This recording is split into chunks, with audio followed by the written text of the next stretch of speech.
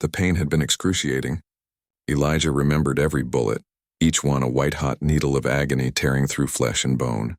He remembered the child's terrified eyes, those impossibly large violet orbs that didn't belong to any human. He remembered throwing himself between the small alien and the armed thugs in the alley, remembered the crackling discharge of plasma weapons, and then darkness. Now he woke in his own bed, sunlight streaming through familiar curtains. His hands flew to his chest, frantically searching for wounds that should have been there. Nothing, not even a scar. His breathing came in ragged gasps as he tried to make sense of it. Had it been a dream? Some fever-induced hallucination? The doorbell rang. Elijah stumbled out of bed, his legs weak and unsteady. He pulled on a shirt and made his way downstairs, his mind still reeling. Through the frosted glass of his front door, he could see silhouettes. Tall, impossibly tall figures standing at attention. He opened the door and immediately stepped back. 6 beings stood on his porch, each easily 7 feet tall, their bodies encased in armor that seemed to shift and shimmer like liquid mercury. Their faces were angular and elegant, with the same violet eyes he remembered from the child. But these were not children. These were warriors. The insignia on their chest plates glowed with a soft luminescence that spoke of advanced technology beyond Earth's comprehension. The central figure stepped forward and removed her helmet. Long silver hair cascaded down her shoulders, and her expression was one of profound solemnity. "Elijah Torres," she said, her voice melodious yet commanding. "I am Commander Linzaria of the Velcathian Royal Guard. We have come to speak with you." Elijah's mouth went dry. I don't understand. What happened? Is the child okay?" A flicker of something, surprise, perhaps respect, crossed the commander's features. "Your first question is of young Prince Kyrell's well-being. That speaks well of your character." She inclined her head slightly. "The prince lives because of you. You took 8 plasma rounds meant for him. By all rights, you should be dead." "Then why am I not?" Elijah asked, his voice barely a whisper. "May we come inside? This conversation requires discretion." Numbly, Elijah stepped aside. The 6 alien soldiers entered his modest apartment with practiced efficiency, their presence making his small living room feel impossibly cramped. They moved with a grace that defied their size and armor, taking positions that Elijah recognized from his brief stint in the military. Defensive perimeters, sightlines, exit strategies. Commander Linzaria remained standing in the center. 4 days ago, Prince Kyrell was being transported through your city under diplomatic protection. There was an ambush, separatist extremists who oppose peace between our species. In the chaos, the prince fled. He is 7 years old by your reckoning, terrified, lost. She paused, her violet eyes studying him. You found him in that alley. You saw the weapons. You understood the danger. And yet when they fired, you placed your human body between those plasma rounds and a child you had known for mere seconds. A child not even of your species. Elijah swallowed hard. Anyone would have done the same. No, another soldier spoke, his voice deep and resonant. They would not. We reviewed security footage. 17 humans passed that alley before you. They saw. They walked away. The commander raised her hand and a holographic display materialized in the air between them. Elijah watched himself on the footage, saw the moment he'd turned into the alley, saw the small alien child huddled behind a dumpster, saw the armed figures approaching. He watched himself spread his arms wide, making himself as large a target as possible. He watched himself fall. You died, Elijah Torres, the commander said softly.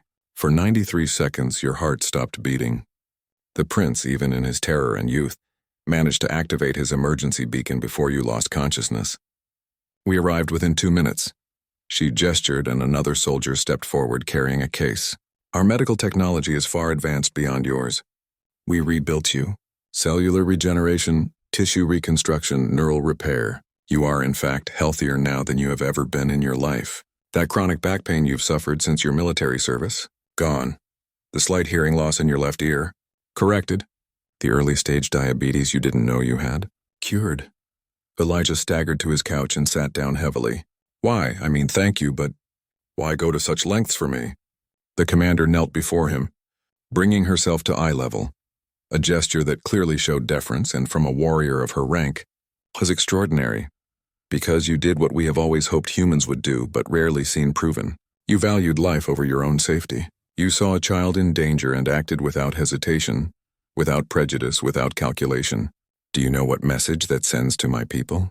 To those who doubt this alliance between Earth and Velkath? She reached out and placed a hand on his shoulder. It says that humans are worthy, that this partnership we're forging can work, that your species, for all its violence and chaos, contains individuals of extraordinary courage and compassion. Elijah felt tears burning in his eyes. I couldn't let them hurt a kid. Any kid, I know, the commander stood. Which is why the Velkathian Empire wishes to honor you. The royal family has declared you Kaithara, guardian friend. You are under our protection now for the rest of your days. Should you ever need us, we will come. Should you ever be threatened, we will defend you as we would our own. She reached into her armor and withdrew a small crystal pendant on a silver chain. This is your beacon. Press it if you need us. We will be there. Another soldier stepped forward with a second case. The royal family has also established a fund in your name. You will never want for anything. Elijah shook his head. I didn't do it for a reward. We know, the commander said with what might have been a smile. That's precisely why you're receiving one. True heroism asks for nothing, but honor demands recognition. She replaced her helmet and the soldiers moved toward the door with military precision. At the threshold, the commander turned back. One more thing, Elijah Torres. Prince Kyrell wishes to meet you again, properly this time. When you're ready, we will arrange it. He speaks of you constantly, the brave human who became his shield. You gave him not just his life, but faith in your species. I'd like that. Elijah managed, his voice thick with emotion. As the soldiers filed out, one of them, younger than the others, paused. Thank you, he said simply. Kyrell is my nephew. You saved my family's future. And then they were gone, leaving Elijah standing in his doorway, holding an alien crystal pendant. His body healed of wounds he'd carried for years, his mind reeling with the enormity of what had happened.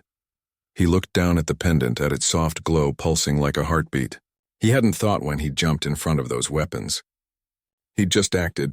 Wasn't that what anyone should do?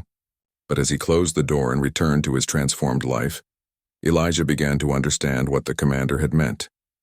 Perhaps not everyone would have acted. Perhaps that choice, that split-second decision to value another life over his own safety, had changed everything. Humanity had been tested in that alley, and for once it had passed. Outside, high above Earth's atmosphere, the Velkathian diplomatic vessel prepared for departure. In the royal quarters, a small alien child with violet eyes clutched a drawing he'd made.